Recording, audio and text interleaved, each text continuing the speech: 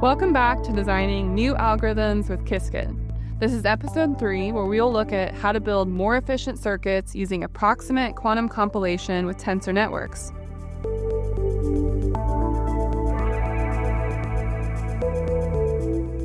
AQTensor is a tool for compiling a portion of a circuit into a nearly equivalent approximation of that circuit, but with much fewer layers. Researchers have demonstrated this on Trotterized time evolution circuits with as many as 100 qubits and over a wide range of Trotter steps. I'm first going to introduce you to the key ideas behind this technique and explain why it's appealing for studying how quantum systems evolve in time for applications like chemistry, material science, and high-energy physics.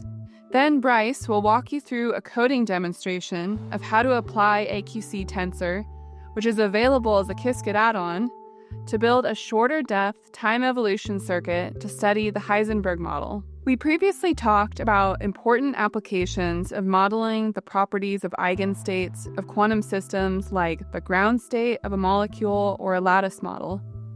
For these kinds of problems, we're looking at static properties of a quantum system, meaning those properties that don't change in time. But there's another type of problem that's just as important, which is studying the behavior of quantum systems as they evolve in time. For example, scientists may want to model how a molecule interacts with light in a photochemical reaction, or explore how a material transitions into a new state when it's exposed to a magnetic field. Classical computers struggle with computing how entangled quantum systems evolve in time. This is because representing those entangled states can take an enormous amount of computing power. Some of the most effective classical methods use matrix product states, or MPS, to approximate these time-evolved states. The problem is that as the entanglement increases, the MPS representation becomes much more expensive to compute. In fact, the cost grows exponentially with the entanglement in the circuit. This means that classical simulators usually only work well for small systems or short evolution times. On the other hand, quantum computers can efficiently simulate dynamics for many practically relevant Hamiltonians. But even still, they can't perform this task exactly. For instance, Trotter decompositions that are used to generate circuits to accurately approximate Hamiltonian dynamics can be very deep. And the accumulation of errors in those circuits limits their depth that can be executed reliably on current quantum computers. Because of this, researchers have posed an interesting question. Is it possible to combine classical and quantum simulation techniques in a way that makes simulating Hamiltonian dynamics less costly than using either method alone? This is the goal of AQCTensor. So, what is it exactly? AQCTensor is a technique that makes use of classical resources in the form of tensor networks to find a lower depth representation of a quantum circuit for a portion of the time evolution. This allows more circuit depth, which is a finite resource, to be spent on further time evolution on a quantum computer. Let's talk about how this technique works in practice.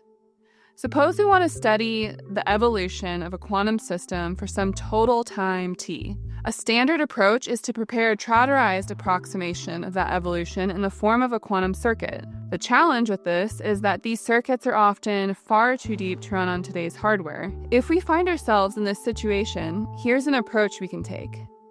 Start evolving our circuit as an MPS for as much time as we can until the calculation gets too expensive and we've used up our budget of classical resources. This divides our total simulation time into two sections, a first part that we were able to classically simulate, and a subsequent part that we will need to simulate on a quantum computer. The goal of AQCTensor is to use the MPS representation of this initial time evolution to find a much lower depth quantum circuit that we can run on a quantum computer together with the rest of the evolution time. The resulting circuit for the full time evolution is now much shorter depth than if we had just used regular trotterization on the original problem. And this circuit is much better suited for running on a quantum computer. This circuit could also represent a time evolution beyond which we could have simulated classically with tensor networks. If that's the case, then this would be an example of using classical and quantum resources together to simulate an evolution time that would have been too expensive to classically study and which is less affected by quantum noise on a QPU due to its lower depth. Researchers are actively exploring new ways to use approximate quantum compilation. For example, to compile unitaries that appear throughout a circuit, and not just a circuit's initial state, and looking at applications beyond one-dimensional problems. Check out the links in the description to learn more about those research areas. We'll now go over to Bryce to show us a code example of how to use AQTensor, which is available as a Qiskit add-on, to build a more efficient circuit for the time evolution of a 50-qubit Heisenberg model. Okay, so now let's walk through a hands-on demo of how to use the open-source AQCTensor Qiskit add-on to study the polarization of a 50-qubit Heisenberg spin chain called the XXZ model. This model is useful for understanding the properties of magnetic materials because it can describe the interactions between magnetic spins in a lattice and their response to an external magnetic field. To do this, we'll follow the steps of a Qiskit pattern. In step 1, we'll use the AQCTensor add-on to map the Heisenberg model to a Trotterized time evolution circuit with reduced depth. In step 2, we'll transpile that circuit to run on target hardware. In step 3, we'll execute that circuit using the estimator primitive to get an expectation value. And in step 4, we'll retrieve the final expectation value from the estimator output and plot the results. So let's get into it. The first step is we want to take the description of our time evolution problem and map it to circuits. In this case, we're going to be doing time evolution for a one-dimensional Heisenberg chain. So the first step is to define the coupling map for this chain. Once we have that, we're going to come down here and define a sparse Pauli op that represents our Hamiltonian. We're going to loop over every edge in the coupling map we just defined, and we're going to add an XX, a YY, and a ZZ Pauli term. The coefficients for these Pauli terms will be sampled from this random vector.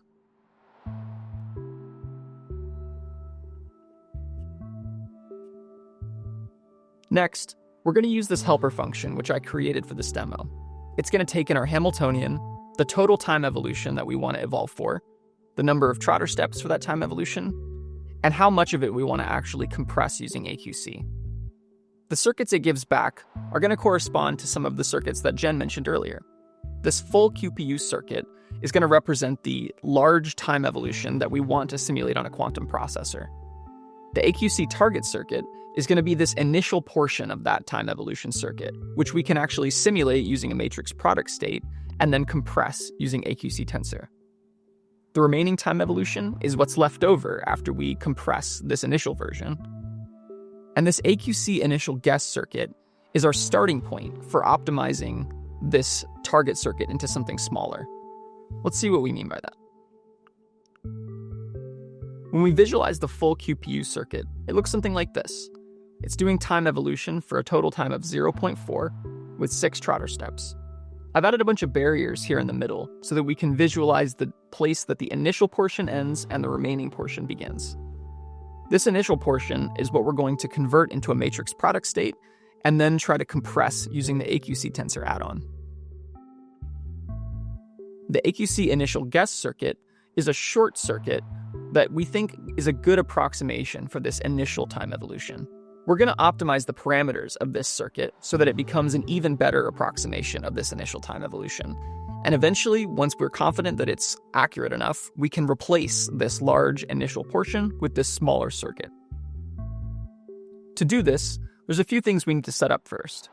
First, we're going to take this initial guess circuit and we're going to convert it from this quantum circuit object into a parameterized ansatz. What's really happening here is we're going through and looking at all of the rotation angles in this circuit, and we're replacing them with parameters that we can then tune with an optimizer. Additionally, we want to take this target circuit who we're trying to approximate, and we want to convert that into a matrix product state. We can do this using methods from the AQCTensor add-on. Once we have these things, we can define an objective function. What this is going to do is take in the AQC ansatz, which is this short depth circuit which we're trying to optimize the parameters of, and this AQC target MPS, which is the matrix product state that represents the time evolution we're trying to approximate. What this objective function will do is take in new parameters, it will bind them to this ansatz, convert it to a tensor network, and tell us how close it is to the target state we're trying to approximate. By optimizing this function, we can essentially take this shorter circuit and make it get closer and closer in its output to this longer target circuit. We'll define a callback function here as well. This is just going to be saving data along the way.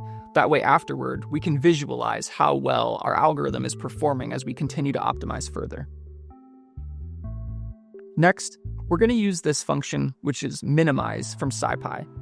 Under the hood, it has an optimizer called LBFGSB that we're using. We're going to pass it our objective function we just defined, as well as the parameters for the initial guess circuit that we had earlier. And we're going to let it run. We can see that the infidelity between these two circuits starts off at 2 × 10⁻³ error, and after 50 iterations, it improves by 2 orders of magnitude, down to roughly 3 × 10⁻⁴ error. Once we're satisfied with the quality of this optimization, we can take the final parameters that we obtained, and we'll bind them to this ansatz to get a shorter version of the initial time evolution.